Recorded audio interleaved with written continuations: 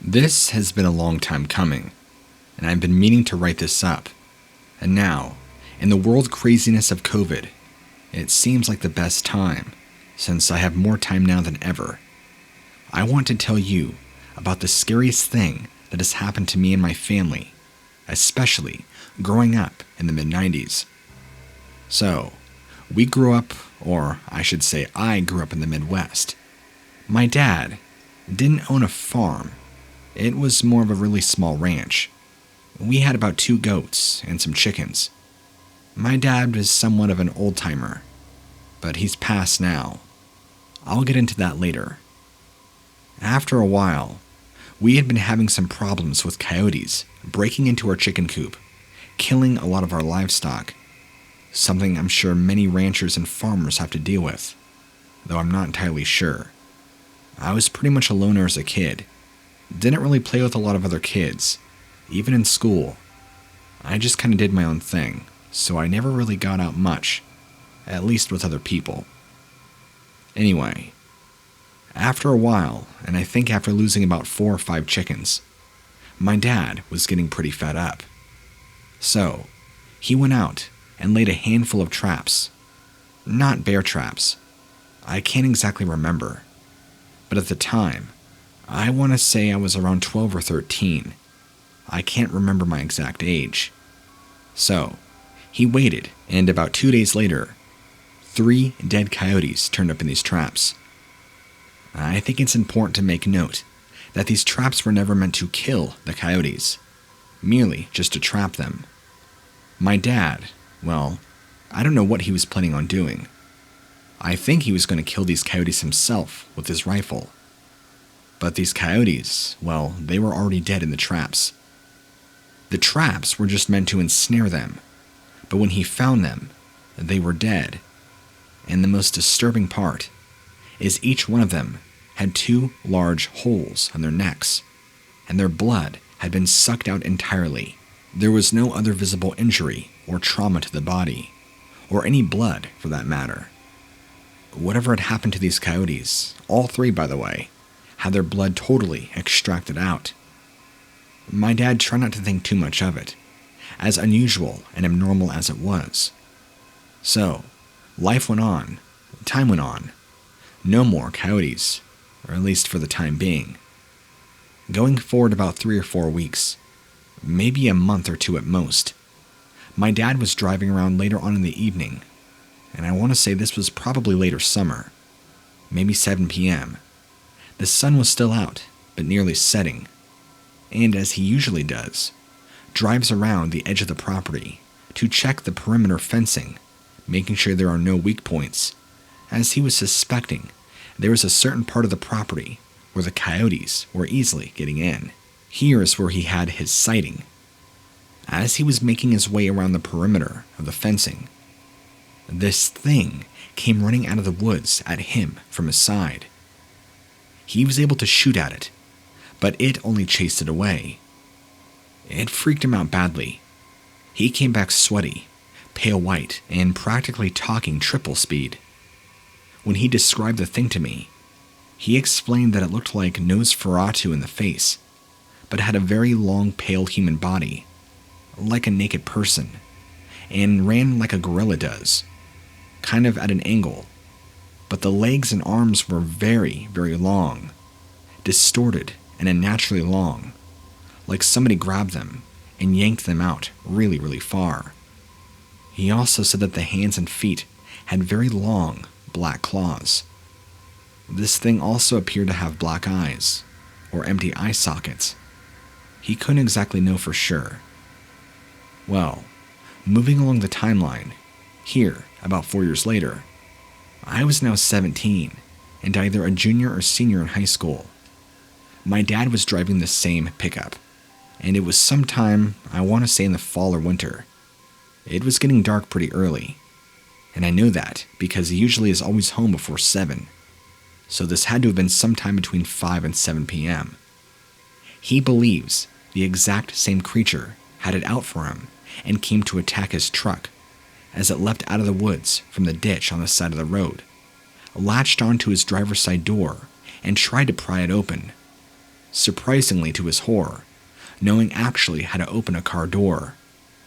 My dad, in sheer panic, was forced to swerve all over this road, and this thing flung itself off into the other ditch, and not by force of the vehicle, but because it must have known it couldn't hold on to the truck that long. After this, my dad was kind of a wreck.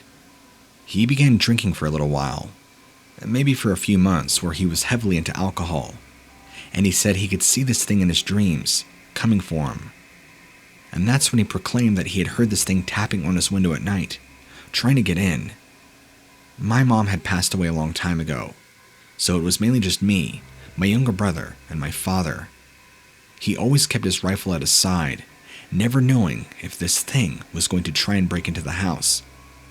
I or my little brother, thankfully, never saw it, never smelt it, never felt its presence, but I knew it was around. My father's not a liar, and he doesn't react that way. He's a pretty hardy man, has seen and dealt with a lot of things, so I wouldn't put it past him that this really did try and attack him. He never tried to explain what it was, or why it was there. All I know is that he just wanted it dead.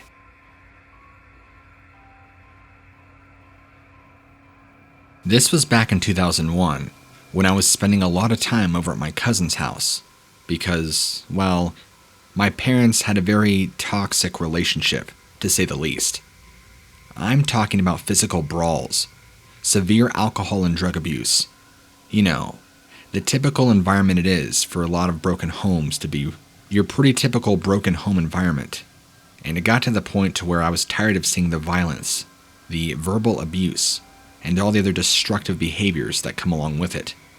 So, luckily, my aunt and uncle were pretty gracious to let me stay there for the summers, at least until my parents worked things out. Unfortunately, due to schooling, I had to be there from fall till spring, but they were thinking about adopting me. That is, until my parents ended up divorcing shortly before. On to the story, though. I just had to make note of that backstory. So, it was me and my 3 older cousins. At the time, I was only 12, and then there were my 3 older cousins. Travis, who was 14, Dean, who was 15, about to be 16, and Michael, who had just turned 18. My aunt and uncle were like my secondary home, and while they were gone at work during the day, it was me and my 3 cousins that spent the day, well, roughhousing, and doing what boys do. Playing video games, going out to explore, the usual when it's hot and summertime. And this time, in July, was really no exception. Except for this evening, things went a bit awry. I can't exactly remember where my aunt and uncle went for the evening, but I do remember it was a Friday night. They left us money for pizza, and they wouldn't be back until the following afternoon the next day, which means it was just us all night, and that meant staying up as late as possible, playing video games and just goofing off with no supervision. Even though my cousin Michael was 18, I felt like his supervision was enough. Anyway, we got pizza, we ate dinner, we played video games. All was good. Until about 9:30 p.m., when I could vividly remember Michael telling us he had something very special planned for a night like this. He pulled all of us into his bedroom and got from underneath his bed, and he pulled out a Ouija board. All of us, well, I say all of us, but I really mean Travis and Dean, thought it was amazing, and they were excited to play. Me, even though I was only 12 years old and had zero spirituality knowledge, kind of got the creeps. Michael was pretty insistent that we played in here, turn the lights off, and maybe light a candle or two to contact spirits who used to live in this house, since the house my aunt and uncle owned at the time was easily 70 plus years old, that had been renovated over time. I think supposedly the last owner who lived here many years ago either died of a heart attack or possibly hung himself in one of the bedrooms. I can't exactly remember, and just like any other 12-year-old, I gave in to peer pressure of my family. So we all sat around with about 2 or 3 Yankee-scented candles lit. Don't laugh, it's all we had. And we were trying to be spooky and trying to summon anything we could, or at least communicate with anything. Michael was handling all the heavy lifting, asking questions, and all that. Well, with no luck, after about 20 minutes, I think it was about 20 minutes, because I think it was a little bit before 10 p.m.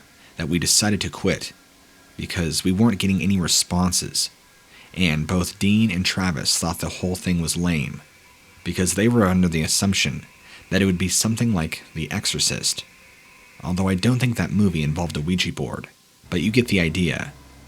They wanted sparks to fly, and they saw none happening, so they quickly just got bored. I didn't really know what to think. Anyway, we turned the lights back on, blew out the candles, went on with the rest of the night, playing GTA 3 and playing video games. Well, fast forward to about an hour or so later. Michael's making coffee out in the kitchen. At this point, I want to say it's about 11:15. His plans are to pull an all-nighter. And at this point, we'd all completely forgotten about the whole Ouija board situation. So, Travis and Dean are in their room playing video games. Michael and I are out in the living room playing on the Xbox that we had just bought. Remember, this is 2000-2001, so at the time, it was pretty new. That's when all of a sudden, we hear Travis and Dean start screaming maniacally, and they run out into the living room. Michael and I are also now freaking out, asking what's wrong. Travis and Dean claim they saw a face pop up in their window. We all go running in there to investigate, and there's nothing there. Well, we're able to get Travis and Dean calmed down. So, Dean runs in there, turns off the TV and Xbox, closes his door, and they all join us out in the main living room. Maybe around closer to midnight, because some time had passed, we hear a tapping sound along the house. Maybe not a tapping sound is the best description. More of like dragging a large metal object along the siding of the house. That Michael stopped, paused the game, and began asking, "Did you guys hear that?" Now, at this point, Travis and Dean were already pretty freaked out. But they were half scared, half convinced that Michael was trying to play a prank on them. But Michael seemed pretty concerned, and of course this just scared my 12-year-old self even more. That's when we all heard the scraping again, and it was getting closer to our main living room window. We all kind of huddled up together, not really sure what to think, paralyzed in fear, and right as it got to the edge or the corner of the living room, right near where the window is, it stopped. Then, we saw nothing. We heard nothing. We weren't exactly sure what to do. So Michael runs up, turns off all the lights, because whatever was outside, he didn't want peering in. At this point, we're all completely terrified. So he turns the lights off, runs back, and we're all huddled on the couch, like a bunch of babies. Then, maybe a couple of minutes pass, and we don't hear anything. We're all trying to whisper and shush each other to keep quiet.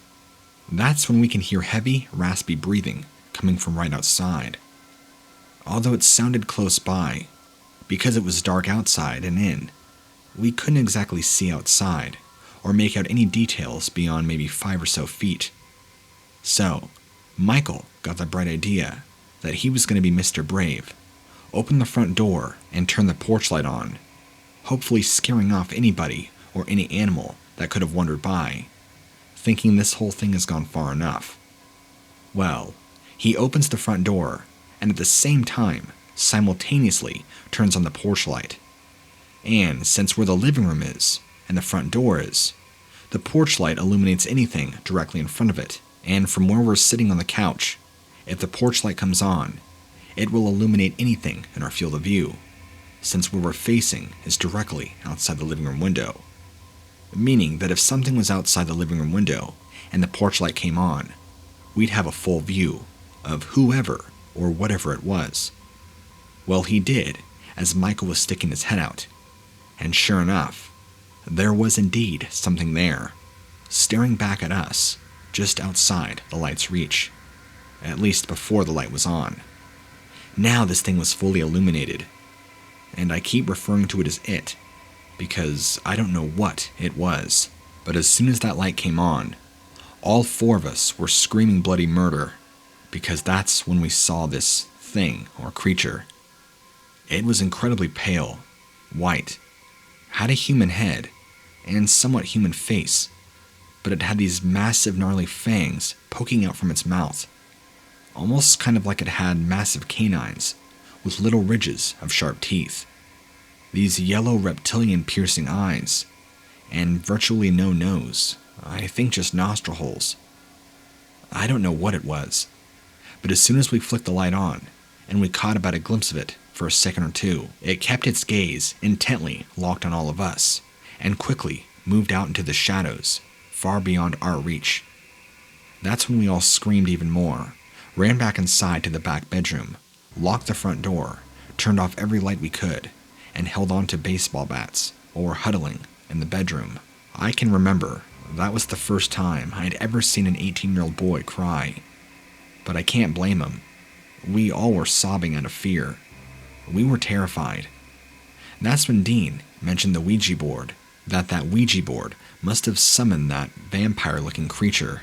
Michael, who at this point was in complete hysterics, began acting manic. As soon as Dean mentioned that, he runs out of the room, runs into his room, grabs the Ouija board out from underneath his bed, runs into the bathroom, and we all kind of followed him out of curiosity, pulls out a lighter, throws it in the bathtub, which by the way was completely dry and empty of any water, and lights the thing on fire, nearly causing the house to catch on fire. We're all freaking out, wondering what the hell he's doing, but he's not responding or saying anything, just acting completely insane. Well, the board and everything catches on fire and just burns, and starts to catch the wall and the curtain on fire. That's when he turns on the shower head and tries to spray it down, which was a stupid idea to begin with. Why would you light a Ouija board on fire in the bathroom where the house can easily catch fire? He kind of just breaks down on the floor, not really sure what to do, and not even 2 seconds later, all of us hear this ungodly scream cry outside the house. It sounded closer to the back of the house, but it almost reminded me if you took a dinosaur from Jurassic Park and the roar of a lion, combined them, and then dropped the pitch. Oh, I don't know how many tones, but enough to where it was low. It sounded like a demon, that's for sure, or what a demon would sound like. And it was loud. I'm talking incredibly loud. We could all feel the vibrations through our body. And then, another few seconds goes by, and we feel this crash against the backside of the house. It felt like a freaking car running into the house, and nearly knocked us all off our feet. The impact was severe enough that the entire house shook, violently. Now, we weren't sure what to do, so Michael grabs the house phone. Remember back when we all had landlines? Well, yeah, this was then. And he calls up his dad, or my uncle, explains to him what was going on, that he was playing with the Ouija board and believes he summoned a demon that's trying to get into our house. So then my uncle tells Michael the combination to the gun safe and tells him where all the ammunition is to try and keep us safe, if that really is what it is. About 5 minutes later, as we're still all dispersing throughout the house, Michael comes running out of my aunt and uncle's bedroom, not even 5 minutes later, rifle in hand, ready to be trigger happy and shoot at anything that moves outside the window. Well, at this point, nearly 1 a.m., and everything is quiet. So, we find it best to just all huddle down in the hallway, anchor down and just wait, still keeping all the lights off. I guess at some point, we ended up falling asleep, but we were up for quite a while, with nothing going on. I think we stayed up quite late out of fear, all huddled together in the hallway, with Michael holding the gun, and us just holding by each other with baseball bats, waiting for something to happen. That's when we all wake up to the sound of my aunt and uncle coming in the door. We checked the time, and it was roughly 7:30. All of us were groggy and exhausted, having been up till probably 3 or 4 in the morning, just waiting in the hallway. They were concerned, saying that we all were pretty much in our underwear, having baseball bats, and Michael still holding a loaded gun, who he had fallen asleep with in his arms. We tried to rationalize and explain what had happened, but I guess there really is no answers. My uncle was wondering why there's a half-burnt Ouija board sitting in the bathtub. Well, Michael explained that he tried to burn it, in hopes to rid whatever it was stalking our house. But after that, nothing really happened again. He promptly was asked to take it outside and burn it where it can be burned.